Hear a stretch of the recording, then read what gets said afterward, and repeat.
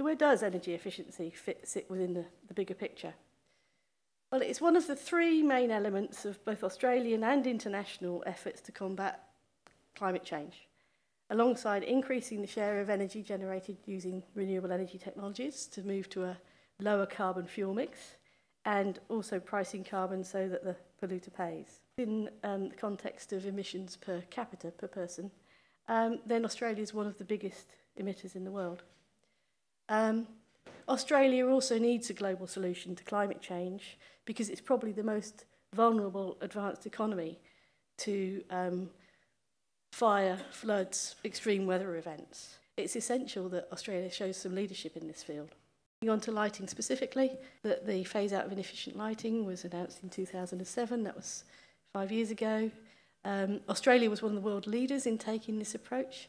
Cuba was actually the first. The Cuban government employed a team of people to go around people's homes and take the light bulbs out and replace them with CFLs, and they'd take the old bulbs outside and smash them so that they couldn't be reused.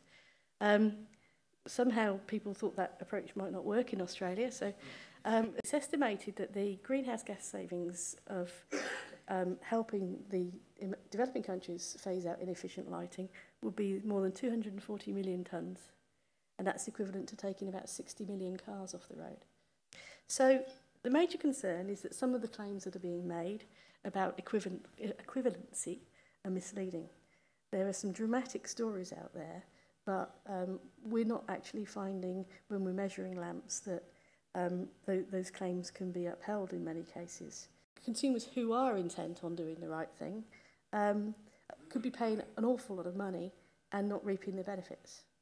And those consumers will become disenfranchised with the products, and then as they improve, we'll have the same problem that we had with CFLs, in that we won't be able to convince people to buy these products because they got burnt the first time round. We pulled together what we call a product profile, which will be a descriptive document that tells people what we know and says, invites comment.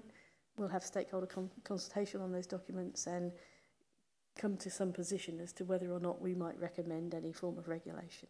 Things like trying to get national protocols agreed so that if a technology is approved in one state by one distribution company, then it can be used elsewhere, because those sorts of things appear to be a barrier at the moment. We've been talking about phase out Mark II. There's a way of collecting all of these ideas together. I think we should call it phase in, so I think we should call it the phase in of efficient lighting technologies.